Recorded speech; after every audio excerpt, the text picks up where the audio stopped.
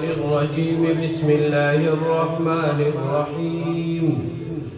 لم يكن الذين كفروا من أهل الكتاب والمشركين منفكين حتى تأتيهم البينة رسول من الله يتلو صحفا مطهرة فيها كتب قيمة وما تفرق الذين أوتوا الكتاب إلا من بعد ما جاءتهم البينة وما أمروا إلا ليعبدوا الله مخلصين له الدين حنفاء ويقيموا الصلاة ويؤتوا الزكاة وذلك دين القيمة.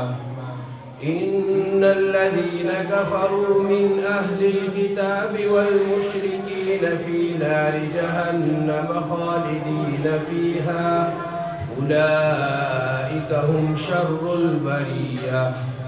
إن الذين آمنوا وعملوا الصالحات أولئك هم خير البرية جزاؤهم عند ربهم جنات عدن تجري من تحتها الأنهار خالدين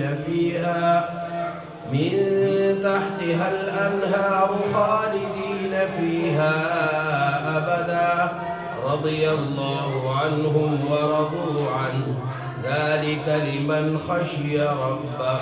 صدق الله العظيم.